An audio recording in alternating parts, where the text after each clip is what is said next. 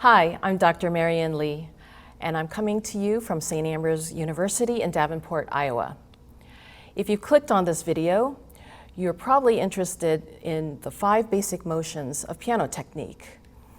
And I learned these 5 basic motions from my teacher at the Juilliard School in New York City. He was my very first piano professor there, and I studied with him for 4 years doing my bachelor's degree. His name is György Sandor. He's a Hungarian pianist, and in America they like to call him George Sandor.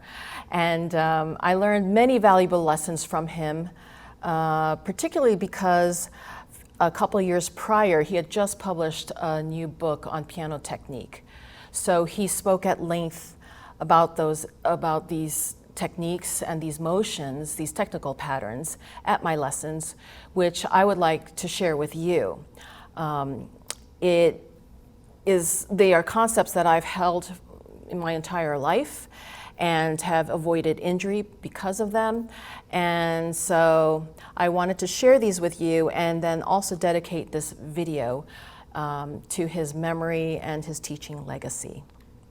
I remember in our lessons and everywhere he gave master classes, he always emphasized the point that muscles are in piano playing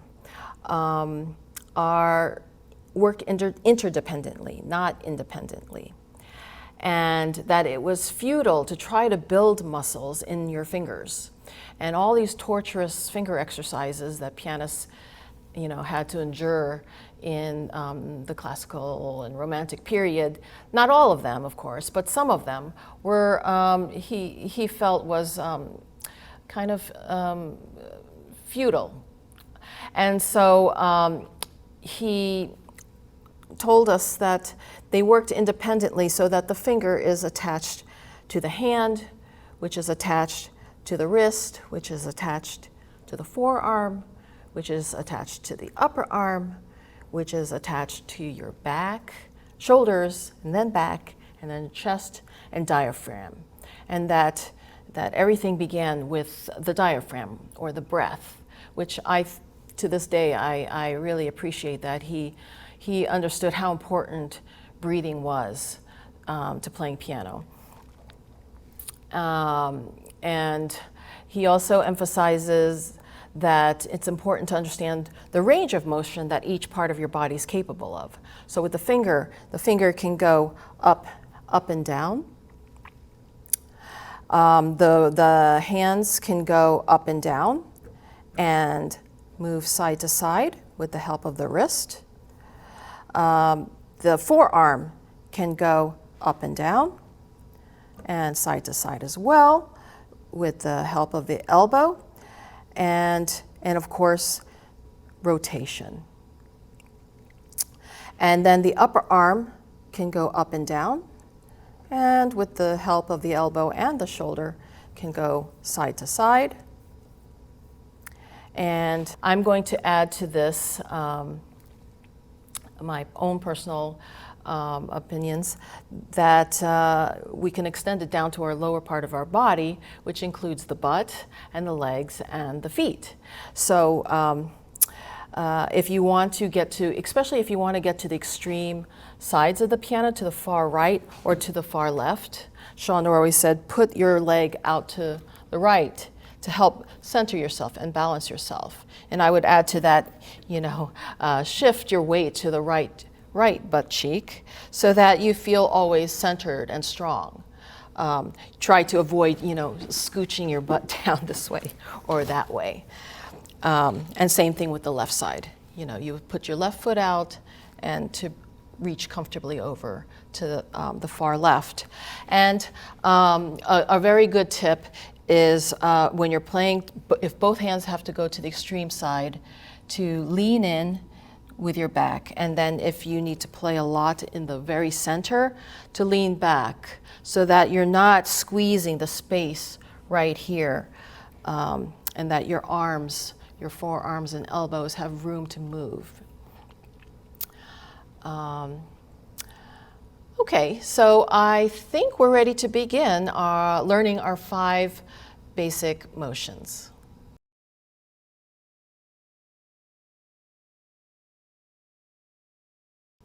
So the first motion is free fall.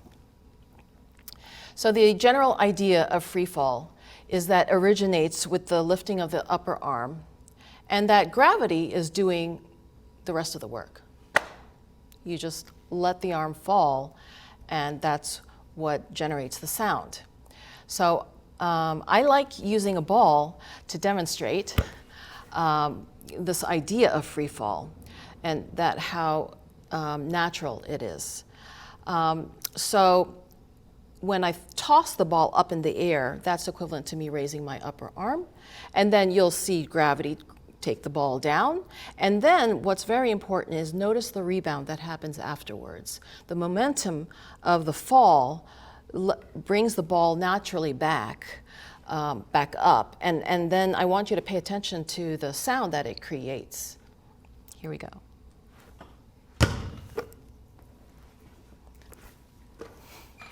And so as you saw, that the energy was enough to bring the ball all the way back up, and the sound was actually significant. Okay, so imagine the weight of your whole arm doing that. So Sandor introduces some simple exercises that you can do just on single notes, and then you can do them on double notes, and chords, and octaves, and it's completely effortless. Now, because you are using gravity, you can't rush gravity, right? Then it turns into a different motion. So it does take time to fall. So you know, you would use these in musical passages where at slower tempos, up to moderate tempos.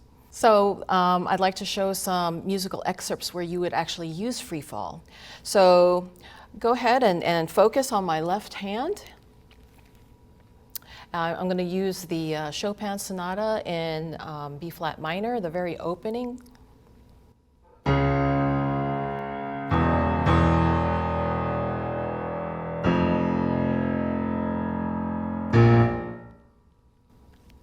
So you get a very nice big round sound, and you know, gravity did all the work. So here's an example, a second example from Chopin's, the opening of the third sonata.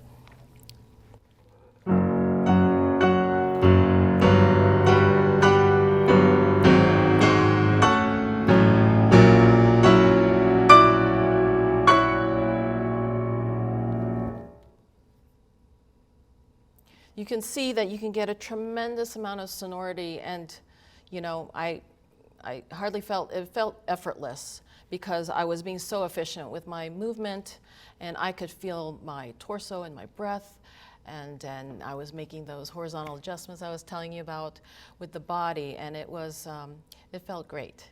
So that is free fall.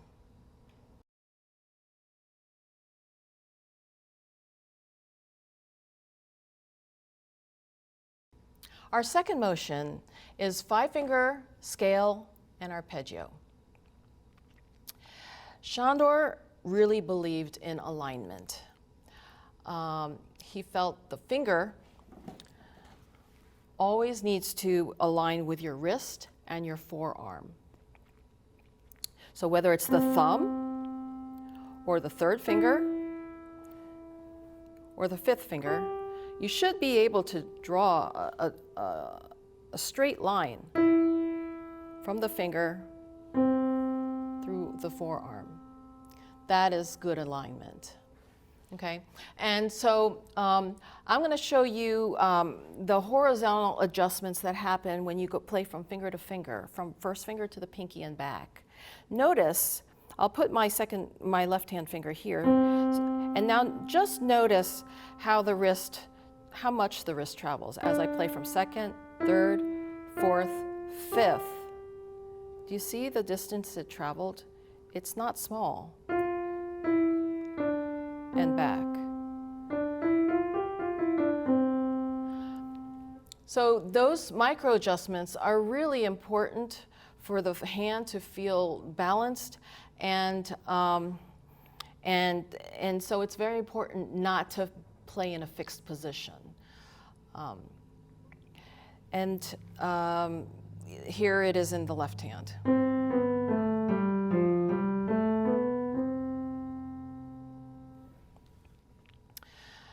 So in addition to the horizontal adjustment, there's a vertical, on a microscopic level, the vertical adjustment.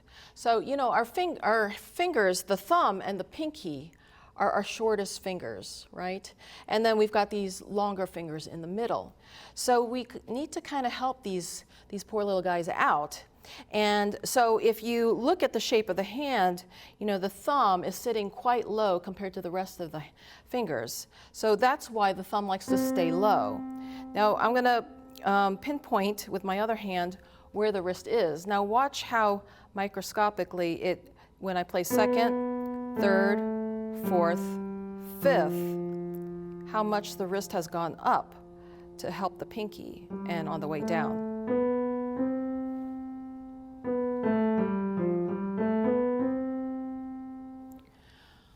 So when we play scales, we kind of use both that horizontal and vertical adjustment. So watch how when I play a simple C major scale, how I kind of start with a fall, and I kind of rise up, and as I go on, every time the thumb falls, my hand goes down. And then when you get to the end of your scale, as you're heading towards the center, it's quite easy. You just stick out your elbow and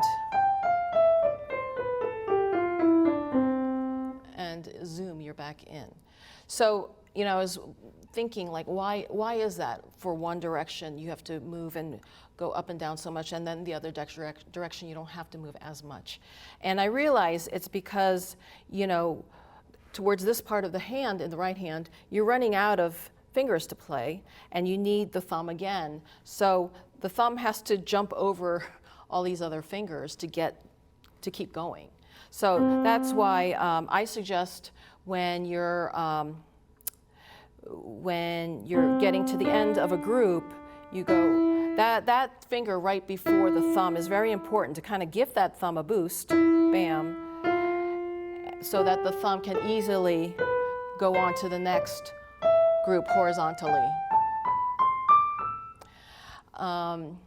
And of course, it's very important that the thumb actually move up and down and be active.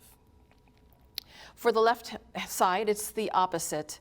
As you go to the center, you, just like in the right, as you're going to the center, you just stick your elbow out. So on the left side, you do the same. You stick your elbow out. And the reason why, again, it's so easy is because when the thumb plays, you flip over to the next note, and it's much closer to the thumb. So it doesn't have to work as hard, as long as you're moving it up and down. But when you're going that direction, again, you do need the thumb liking to be low, rising, falling. Make sense? Because the thumb is, farther away from the other fingers and has more to travel. So that's why we have to help it out.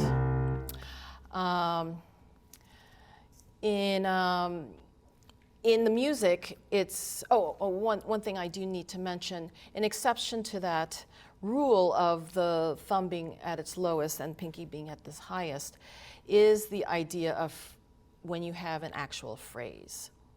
When you have an actual phrase, as you will see below, the rule of the beginning of the phrase where you drop, you'll always be your lowest at the beginning of a phrase and highest at the end of a phrase. Here's another longer one. Watch when I have two note groups. Down, up, down.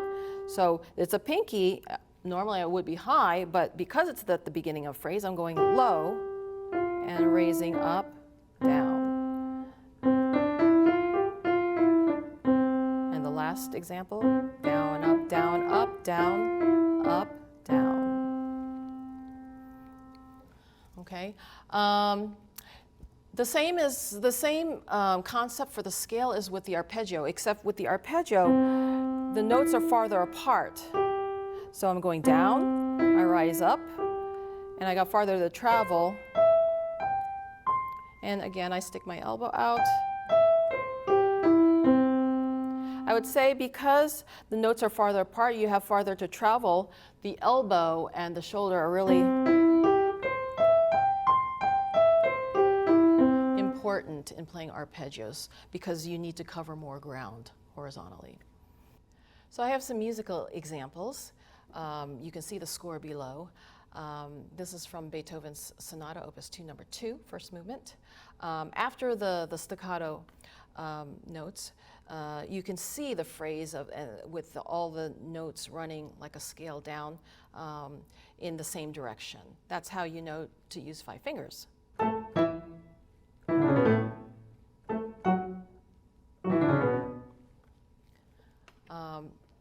Another example, so sometimes the technical phrasing is different and sometimes it's unmarked.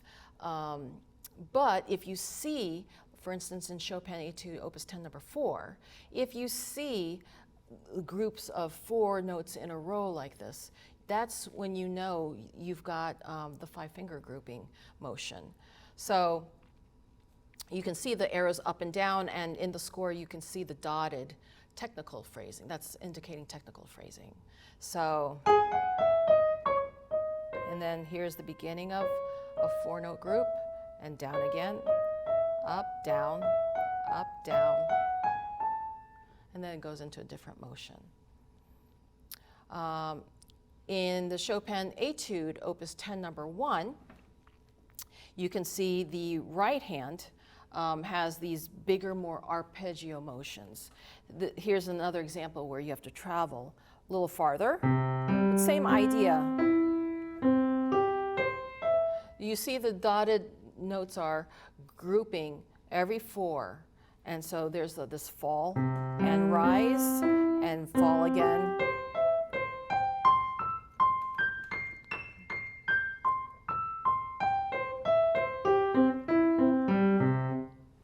So that is 5 fingers, scale, and arpeggios.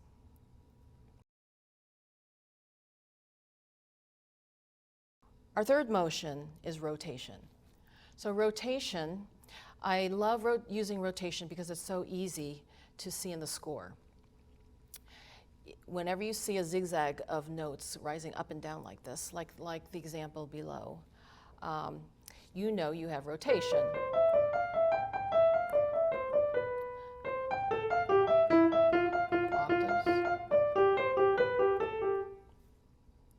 So the technical term when you're rotating towards your pinky is called supination. And when you rotate to the thumb, it's called pronation. And don't forget to, a lot of people make the mistake in not prepping the rotation. So it's very important to, before you rotate, to lift and the finger and to get enough momentum going. It's kind of like if you shoot a bow and arrow, you have to pull back on the arrow to go forward. Or in baseball, when yes, the ball leaves your hand here, but in order to throw the baseball, you got to pull back and then go forward. That's how you get the momentum to go very far. Okay, so I have some musical examples here. This is from the Bach Well-Tempered Clavier, Book 2, Prelude 15. Look at the right hand. Again, we have that signature zigzag.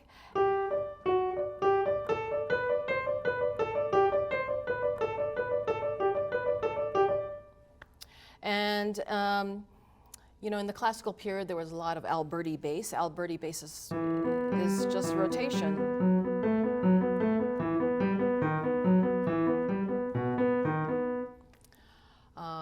One thing I forgot to mention early on is Sandor always told us to be very aware of the white keys, the plane of the white keys, and the black keys, and that the black keys are higher, slightly higher elevated than the whites. And that does make a difference in how you play, because you're constantly maneuvering between the whites and the blacks and adjusting. And so I just noticed when I was doing the Alberti bass that whenever I had a black key, I had to slightly adjust.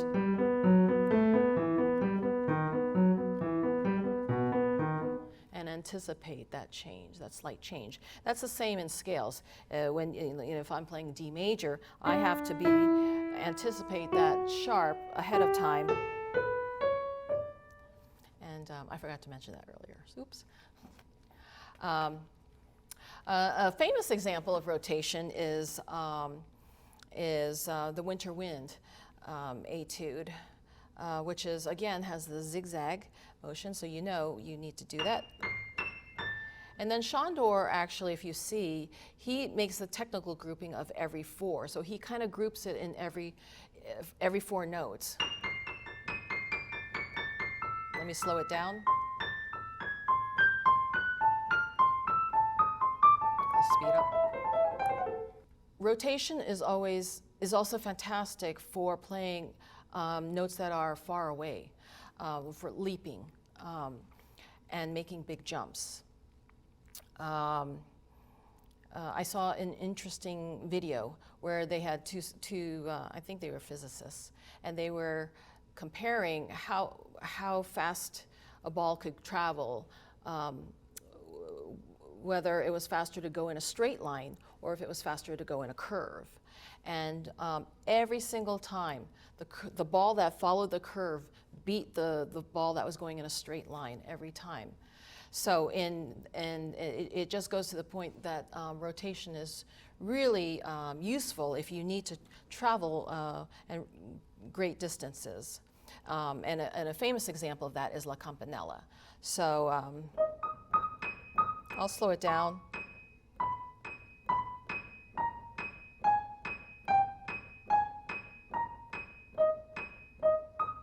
So you see I even travel 2 octaves, and I use rotation. I could travel 3. I could go 4, 5. As long as you're throwing your arm. And of course, the farther away it is, the more the elbow is important. And you always try to keep the elbow in the middle of it. And then you make these little micro adjustments, whether it's white key to the black key. Here's another white that I have to adjust for. And that's rotation. Our 4th motion is staccato. Okay, I love doing staccato because it's like a throwing motion, and it's actually the book cover on Sandor's book has the staccato, the arm staccato motion, and it's like a blur because it is such a fast motion. And it's I would say akin to dribbling a ball. I'm a horrible dribbler, but so the arm is throwing, the upper arm is throwing the hand, the wrist, the hand, the fingers, and it's all going simultaneously. So the motion begins with a lifting of the upper arm, much like the free fall. But the difference is, in free fall, I let the arm drop. But in staccato, you're doing a throwing motion. It's a very active motion. And so watch what happens when my hand bounces right back. I didn't do anything, and it's an instantaneous rebound. Unlike free fall, which, remember, you dropped and then there was a rebound, but it was slower. It came after the action. In staccato, it's immediate. And because you're actively throwing down, you're generating a lot of speed. And when you generate a lot of speed, you get loud sound, right? So he gives some simple exercises. You can do double notes and octaves. I have a musical example below from Beethoven's Piano Sonata.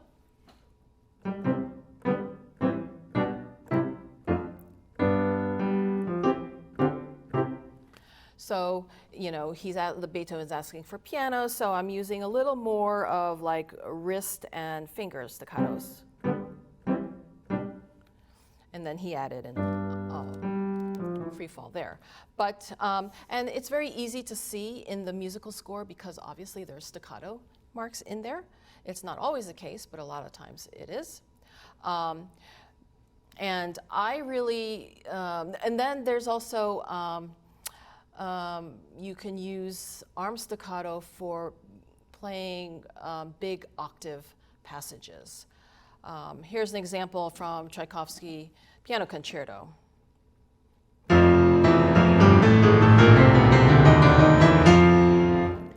So, as you can see, when you involve the whole arm in the arm staccato, you can generate a lot of speed and a lot of sound.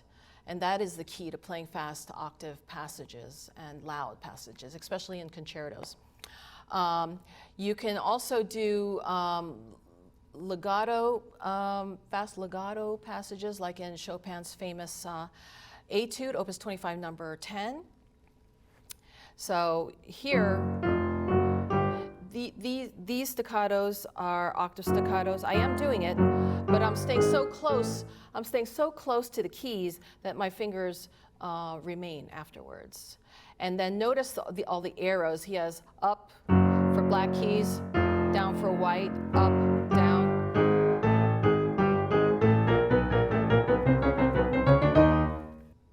And that is staccato.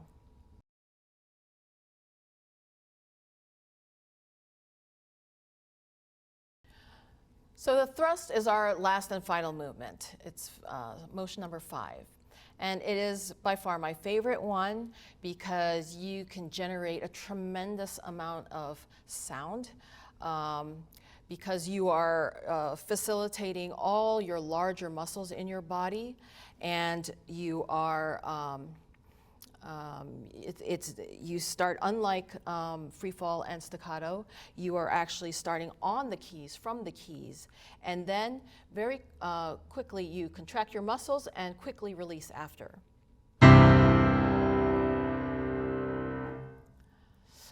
If I were to demonstrate this with my ball,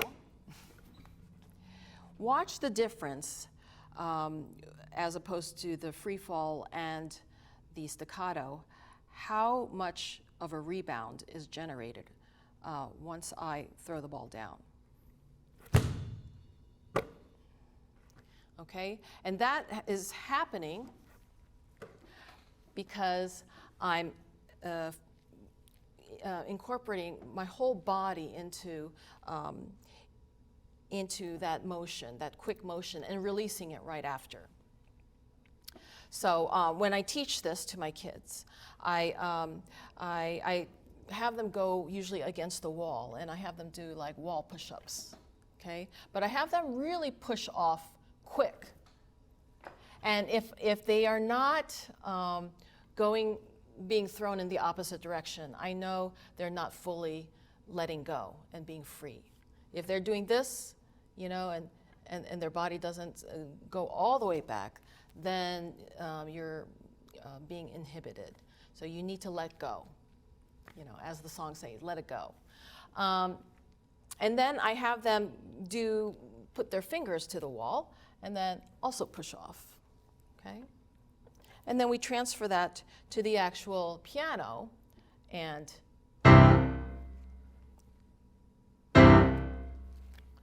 okay? And if you add pedal, of course, the sound really rings, and it's wonderful, and a lot of fun. It's good for extended chords, for making big sounds. A musical example I like is the Chopin Prelude in C minor.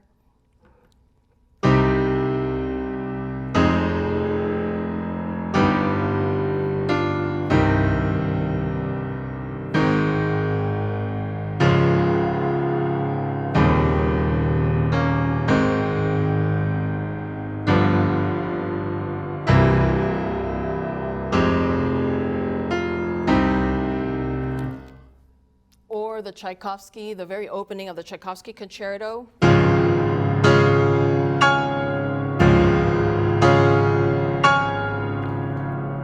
You know, what's awesome about that is because you generate so much momentum that when you go, watch when I go to the next chord, I'm instantly there. I don't make a separate motion to go from here and then move. It's just, I release, I'm there. And now watch, I gotta go, I have to travel 5 octaves down. Bam. Because and then also you do need very active fingers to participate. So, and that's why I enjoy doing it, because it's easy and you get a tremendous amount of sound.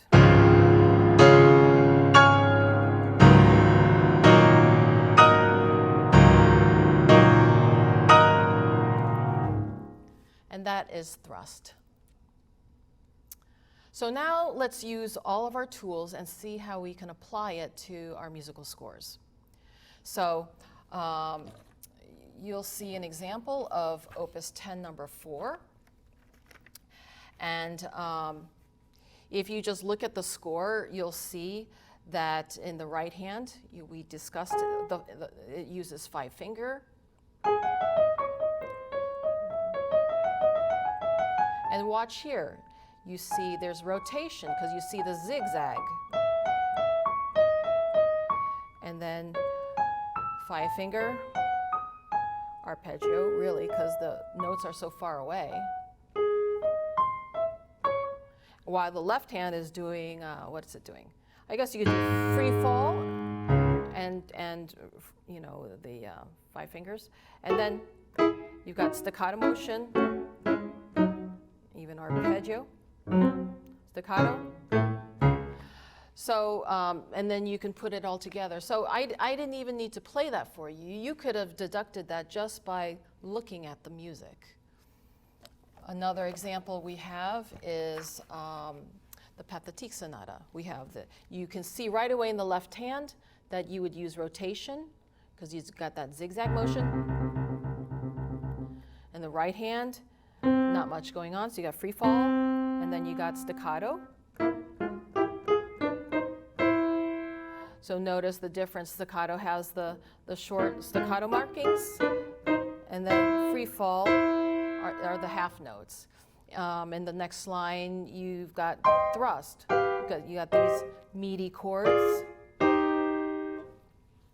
So it's a lot of fun to take a score now and start to identify these motions, and it's very easy to do, and it makes a lot of sense, and it helps you solve technical problems if you're struggling, because it gives you tools to analyze and dissect things, and it's also a lot of fun. I'd like to thank you for watching this video.